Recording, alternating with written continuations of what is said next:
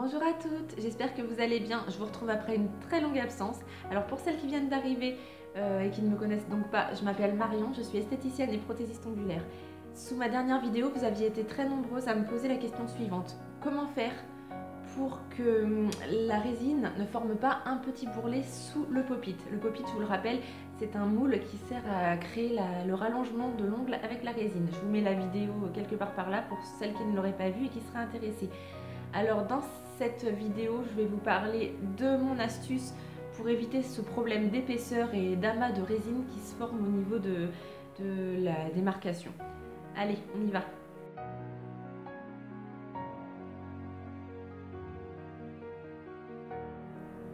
Alors pour commencer, je vais venir faire la préparation habituelle de mes ongles.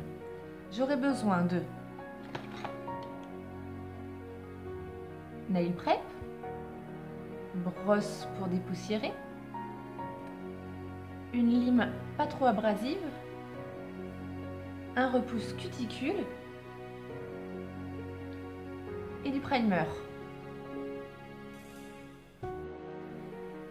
Donc bien entendu, j'aurais pris soin avant de désinfecter mes mains plus le matériel et je vais commencer par venir repousser les cuticules sur mon ongle.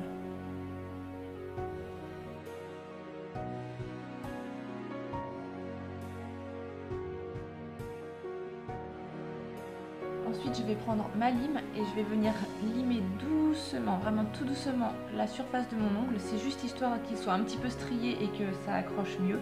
Mais c'est vraiment très léger. Et je vais venir aussi limer un petit peu le bord. Alors faites pas attention à l'état de mes ongles, ils sont vraiment... j'ai fait des travaux, c'est catastrophique. Donc je vais commencer par faire un petit peu le bord libre. Moi, que ce soit pour la pose d'ongles en gel ou en résine, j'aime bien travailler sur des ongles assez courts à la base quand je viens faire un rallongement.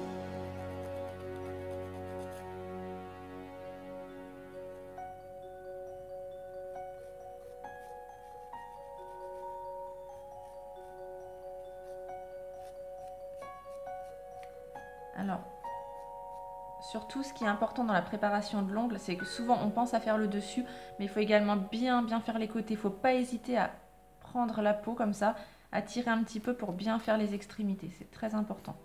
Parce que sinon c'est là où il va y avoir des petites infiltrations ou des petits décollements. Voilà, je fais bien les côtés, au ras des cuticules.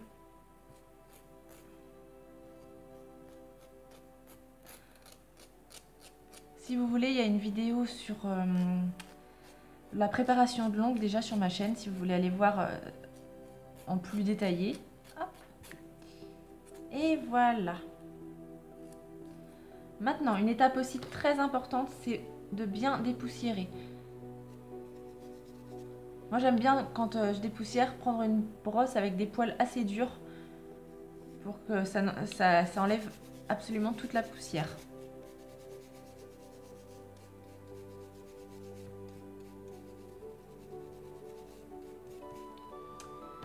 Je vais venir appliquer mon nail prep qui est un déshydratant. Et je vais en mettre sur toute la surface de mon ongle.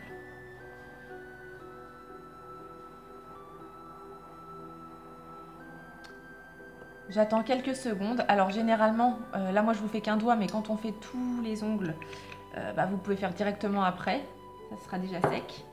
Et je vais venir appliquer mon primer. Ça sert à rien d'en mettre trop.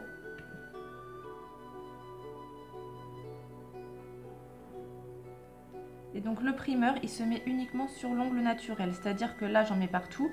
Mais quand je fais un remplissage, je mets que sur la partie de l'ongle naturel. Et là, c'est pareil. Avant de commencer ma pose, je vais attendre quelques petites secondes, minutes, que ça sèche bien.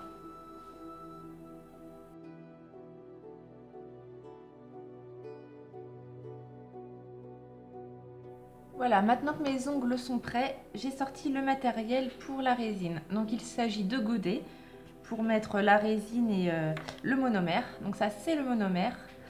Là, vous avez la résine. Moi, c'est une... donc il y a écrit poudre acrylique et il me semble que c'est de la rosée très légèrement. Il vous faut vos pop-it. vos chablons et des pinceaux résine. Alors prenez vraiment les résines, ce n'est pas du tout les mêmes pinceaux que pour le gel. Vous allez venir choisir le pop-it le plus adapté. Voilà, donc il faut vraiment qu'il vienne sur tout l'ongle, mais qu'il ne soit pas trop grand, sinon vous allez avoir plus de travail de l'image et vous risquez le décollement. Et vous allez venir préparer, ouvrir votre monomère et en mettre un petit peu dans votre godet.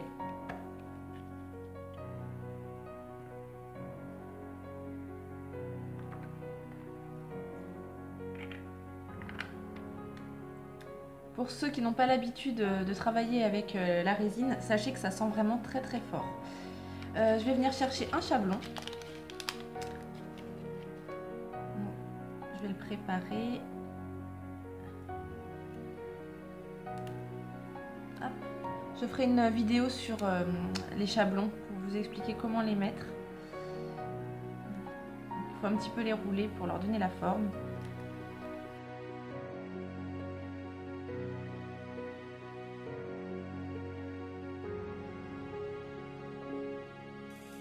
Donc voilà, mon chablon est posé.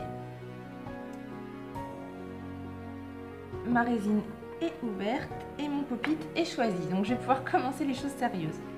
Je viens prendre mon petit pinceau. Je viens assouplir d'abord un petit peu les poils parce que ils ont séché dans une certaine forme et donc il faut les assouplir un petit peu.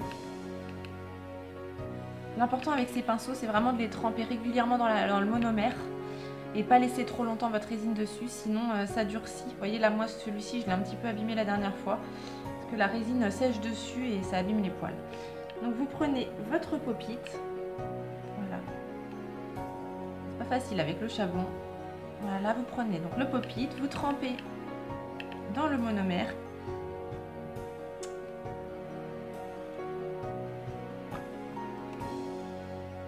Et vous venez faire une jolie boule de résine. Ça va vraiment à vous de voir la consistance. Il faut que ce soit une boule qui soit facile à travailler, pas trop liquide, mais quand même un petit peu pour pouvoir la modeler.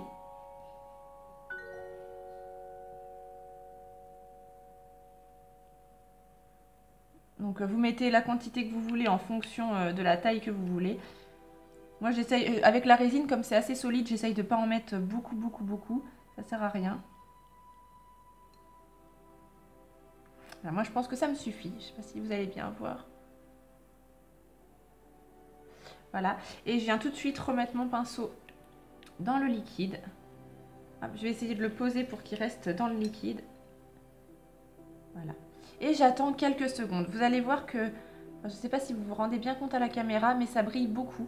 C'est qu'il y a encore le produit dedans. Donc je vais laisser le produit travailler quelques secondes. Et dès que ça devient un petit peu plus mat, je pourrais l'appliquer sur mon ongle. Il faut attendre quelques petites secondes, minutes.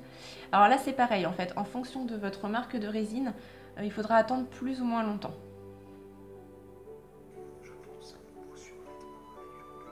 Donc j'ai attendu quelques petites secondes hors caméra. Et là je vois que c'est déjà beaucoup plus opaque. Donc je viens appliquer mon pop-it comme à mon habitude. En me rapprochant des cuticules.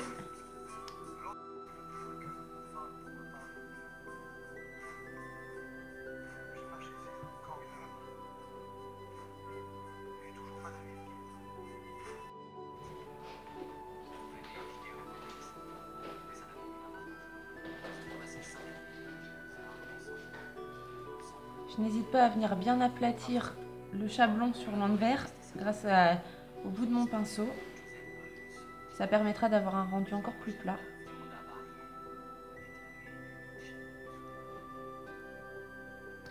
Et aussi, je viens prendre mon monomère pour faire le tour et enlever tous les petits résidus de cire qui pourraient se coller dans les cuticules.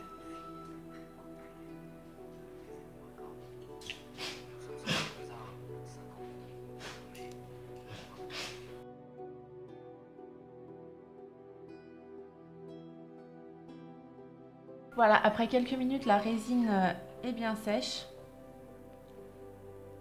On l'entend, ça fait plus le même son. Donc je vais essayer de venir détacher mon chablon. Je le pince. Ploc.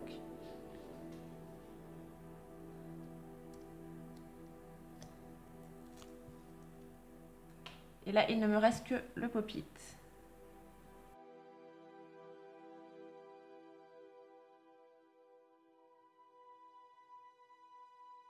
Et je vais pouvoir venir commencer le travail de mise en forme.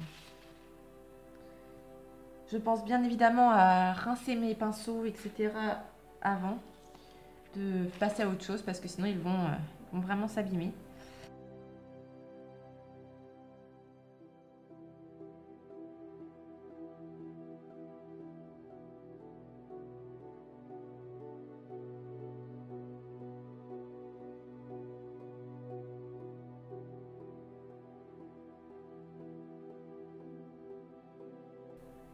Maintenant, je vais venir donner un petit coup de bloc polissoir blanc. Ça va permettre d'enlever les grosses griffures que j'ai réalisées avec ma lime un peu plus solide lors de la mise en forme. Et ça fera beaucoup plus joli quand je mettrai mes couleurs. Ça fera plus lisse.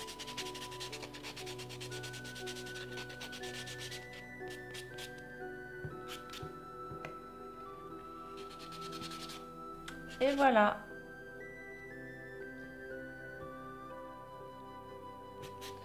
Maintenant, je dépoussière.